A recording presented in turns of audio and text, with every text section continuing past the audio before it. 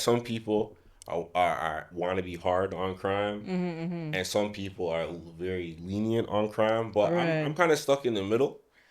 Well, at times I could be like my mindset tough on crime. Other times I'm like, all right, let's see something else. But do you think these are some children that have some redeemable qualities? Yeah, they're 16, 17. They might Mm. not have the concept of the world at that age. You think that by the time they Right. get out, by the time they're 25, they might have Like rehabilitated rehabilitate. themselves? That's another thought of mine as well. And I think that's honestly I feel like with that case it's like person to person. Mm-hmm. Like I feel like if you could find the root cause of like maybe their circumstances, their economic system like situation, leading up to the crime, like Mm-hmm. for example, if they come from a neighborhood where, it's high poverty or, Mm-hmm. they haven't had a lot of father figures inside because I don't know exactly how it is when you're young and you're, in prison, Yeah. but I could imagine that in terms of rehabilitation, they do that a lot more because they're at the age where they should be like in school, learning up some things and Mm-hmm. building their character.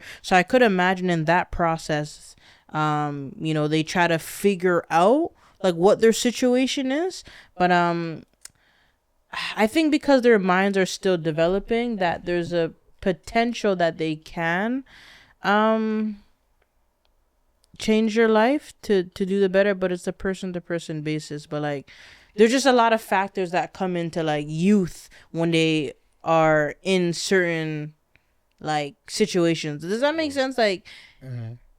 Like youth that are like committing these crimes or like want to be tough or want to be Right. from the hood, like there's certain things and factors that go into play of their behavior Mm-hmm. and their thought process and the Yeah. way they process things and the lack of role models in their household. So